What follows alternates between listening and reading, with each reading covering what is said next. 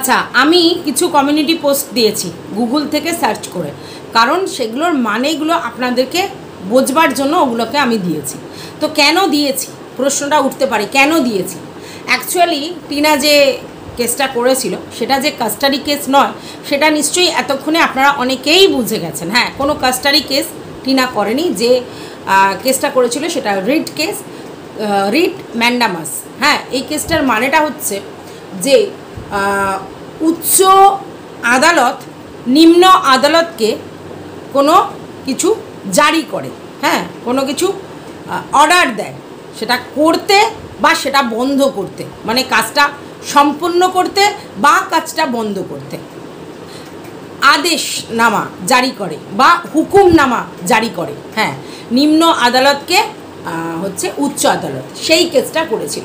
তাহলে সেই কেসটা শুধুমাত্র আমাদের মিত্তির মশাইয়ের নামে হতে পারে না, কারণ এটা উচ্চ আদালত নিম্ন আদালতকে করেছে। সেখানে একটা পার্টে মিত্তির মশাই আছেন, কিন্তু মিত্তির মশাইয়ের সঙ্গে কিন্তু লড়াইটা হচ্ছে আমাদের টিনু সুন্দরীর নয়। এটা নিশ্চয়ই আপনারা বুঝতে পেরেছেন, আমি জানি, কারণ আমি তো সমস্ত কিছু আপনাদেরকে দিয়ে দিয়েছি ডিটেলসে, এবং আপনারা ই কোর্ট অ্যাপসে গিয়ে দেখতে পাবেন যে 22 তারিখে ওটা মানে আর কি শুনানিটা হবে আর কি, মানে শুনানিটা আর কি আমরা কোর্টে আর কি জানতে পারবো, মানে যে জিনিসটা করা হয়েছে সেটা জানতে পারবো। তো যাই হোক, ই কোর্ট অ্যাপসে সেটা দিয়ে দেওয়া হয়েছে, আপনারা যদি চান সেটা দেখতে পারেন। আপনাদেরকে বহুদিন আগে আমি বলেছিলাম কোনো কাস্টাডি কেস করা হয়নি। যদি কাস্টাডি কেস করা হতো তাহলে সেই সমনটা আমাদের মিত্তির মশাইয়ের কাছে আগেই পৌঁছাতো, এবং সেক্ষেত্রে মিত্তির মশাই সেটা নিয়ে মানে তার মতো করে লড়তে পারতো। ঠিক আছে, এটা এরকম নয়, এটা মিত্তির মশাইয়ের এগেনস্টে কিচ্ছু করা হয়নি।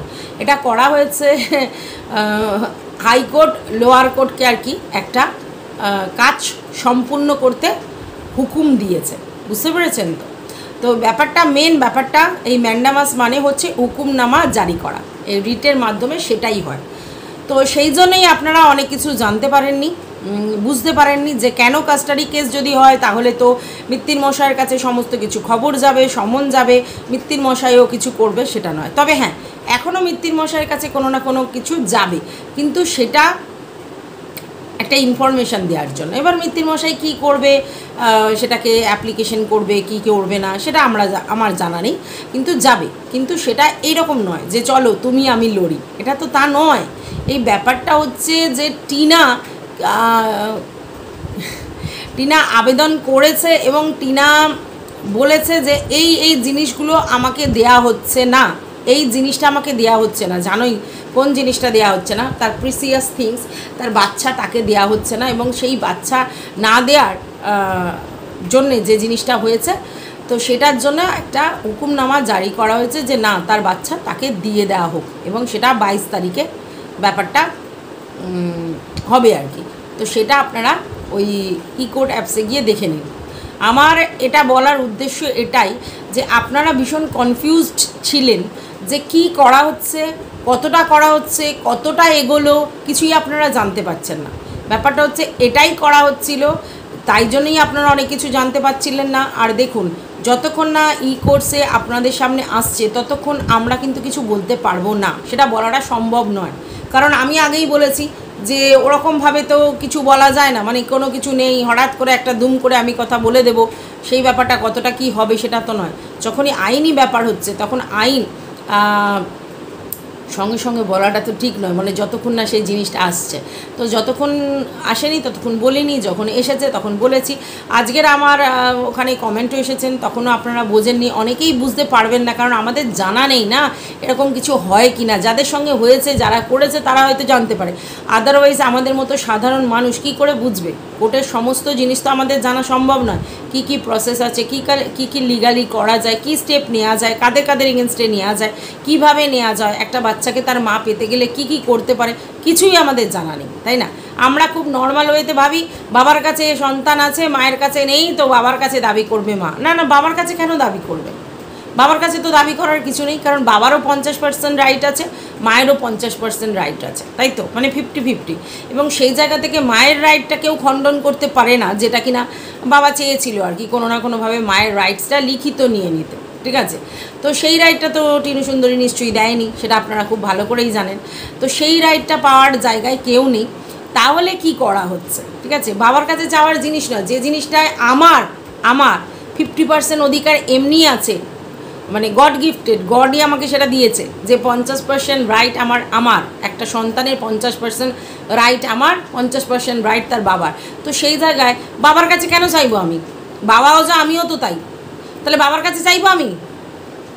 বাবা তার রাইটসের জন্য 50% সে রেখেছে, আমি কিছু এতদিন বলিনি, আর ঠিক আছে বাবার কাছে আছে, ঠিক আছে।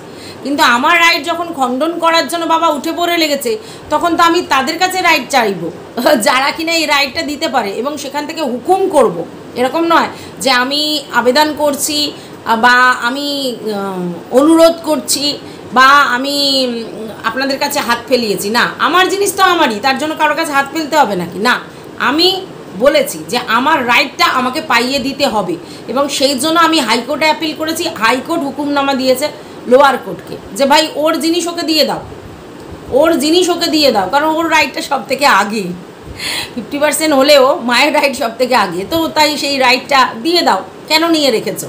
এবং যারা যারা তাকে ওই রাইটটা পেতে বাধার প্রাপ্ত হয়েছে, তাদের সবার সঙ্গে ঝামেলাটা, যারা যারা এর মধ্যে রয়েছে, তো যারা যারা রয়েছে মানে কারা কারা রয়েছে সেটা ক্রমশ প্রকাশ্য আপনারা বুঝতেই পারবেন। যারা যারা এই রাইটসটা খণ্ডন করার চেষ্টা করেছে, বা যারা যারা তার সন্তানকে তার কাছে যাওয়ার জন্য প্রতিবন্ধকতা সৃষ্টি করেছে, হ্যাঁ, তারা সবাই এইটার এতে চলে আসবে, বুঝতে পেরেছেন? মানে যতটা সহজ আপনারা ভাবছিলেন ততটা সহজ সরল কাজ নয়, এটা যথেষ্ট একটা ঘুরপ্যাচের কাজ, ঠিক আছে। এবং আমি আশা করব আপনারা সবাই আমার কমিউনিটিটা ফলো করবেন। সেখানে আমি বাংলায় ইংলিশে যেভাবে যেরকম গুগল থেকে সার্চ করে পেয়েছি সবটাই আপনাদেরকে জানিয়ে দিয়েছি, এবং সেই মানেগুলো যদি আপনারা ভালো করে পড়তে বুঝতে পারেন, তাহলে বুঝতে পারবেন যে ঠিক কী হচ্ছে ব্যাপারটা, ঠিক আছে। মানে অ্যাকচুয়ালি কি বলুন তো, সবার দোষ নয় আসলে। টিনাকে সবাই আন্ডার এস্টিমেট করছিল, ভাবছিল ওর আর কি ক্ষমতা, একটা নিডি পার্সন, মা বাচ্চার জন্য কান্নাকাটি করবে, মানে ভিক্ষা চাইবে বাচ্চাকে পাওয়ার জন্য ব্যাকুল হয়ে যাবে, ভুলভাল স্টেপ নেবে। কিন্তু আপনাদেরকে আগেও বলেছি, এখনও বলছি, প্রপার গাইডেন্স পেলে একটা বেরালো না বাঘ হয়ে উঠতে পারে, প্রপার গাইডেন্স পেলে। তো টিনাকে প্রপার গাইডেন্সটা কে দিয়েছে নিশ্চয়ই আপনারা সবাই জানেন। সেই গাইডেন্সের অনুযায়ী যে কাজগুলো করার সমস্ত কাজ কিন্তু টিনা করে ফেলেছে। এইবার ব্যাপার হচ্ছে, সেই ভদ্রলোক যদি এখন তার পাশে আসে, বাইনে ডানে কোথাও না থাকে, কিচ্ছু এসে যায় না, কারণ নারীর অধিকার বলে একটা জিনিস আছে, সেই জায়গায় সমস্ত কিছু আবেদন করা হয়ে গেছে। তো সেই জায়গা থেকে মা, বাচ্চা, শিশু সুরক্ষা আইন, নারী সুরক্ষা সমিতি, হ্যানা ত্যানা, বোঝেন তো, অনেক কিছু আছে। তো সেই জায়গা থেকে কোথা দিয়ে কি করতে হবে সব প্রসেসিং তিনি করে দিয়েছেন। সেই প্রসেসিংয়ের মাধ্যমে লয়ারদের দ্বারা কাজটা সম্পূর্ণ হয়েছে। এবার 22 তারিখে গিয়ে সমস্ত কিছু হবে, শুনানি হ্যানা ত্যানা, ডেট ফেট পড়ে গেছে। এইবার আস্তে আস্তে প্রসেসিং হবে। এবার আপনারা আবার ভাববেন না যে ঝপাং করে তার বাচ্চা তার মায়ের কোলে চলে আসবে, এটা এরকম নয় যে ঝপাং করে মায়ের কোলে উঠে যাবে। সে তার রাইটসের জায়গা থেকে কিছু ডিম্যান্ড করেছে, এবং সেই ডিম্যান্ডটা সে উচ্চ আদালতে জানিয়েছে যে এটা আমার ডিম্যান্ড, আমাকে এটা করে দেওয়া হোক, আমার সঙ্গে এই করা হয়েছে। তো আমার বাচ্চা যে রাইট বা যে জিনিসটা আমার, সেই জিনিসটা আমাকে দিতে ব্যাহত হয়েছে, মানে মধ্যখানের লোকজন ব্যাহত করেছে, এবং তারা সবাই মিলে আমাকে আমার শিশুর থেকে এতদিন আলাদা করে রেখেছিল। আমি আমার বাচ্চার জন্য নানা রকম চেষ্টা করেছিলাম, কিন্তু আমার ওয়েটা ভুল ছিল। তো এই ওয়েটা আমার জানা ছিল না, এখন এই ওয়েটা আমি জানতে পেরেছি, এবং দেন আমি জিনিসটা আপনাদেরকে মানে কি বলবো, শো করেছি, বলেছি এবং আবেদন করেছি, এবং আমার আবেদনটা নেওয়া হোক। এবং আপনি, এটা তো টিনা হুকুম দিতে পারে না, এটা তো লয়ের হুকুম। তো আপনি মানে মহামান্য উচ্চ আদালত তার কাছে দাবি জানিয়েছে যে আপনি, মানে যিনি বিচারক আছেন তাকে, আপনি এই হুকুমনামাটা জারি করুন নিম্ন আদালতে, যে আমার বাচ্চাকে আমাকে পাইয়ে দেয়া হোক, এই ব্যাপার, ঠিক আছে। তো এইখানে কোনো কেসটা একদম ডাইরেক্ট মানে মিত্তির মশাই আর টিনা এরকম নয়, মধ্যখানে অনেক অনেক ব্যাপার আছে।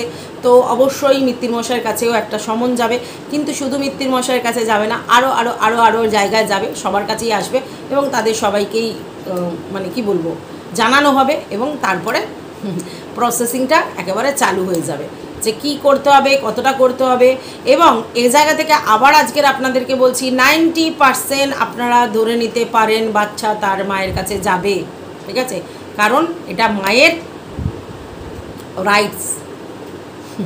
3.5 বছরের বাচ্চা, সে 7 বছর পর্যন্ত বাচ্চার কাস্টাডির যে রুলস অ্যান্ড রেগুলেশন, সেটার মধ্যে মা যেরকমই হোক একমাত্র মানসিক ভারসাম্যহীন যদি হয় আর যদি শারীরিকভাবে একেবারে বেড রিটেন না হয়, তাহলে সেই দাবি কেউ খণ্ডন করতে পারে না।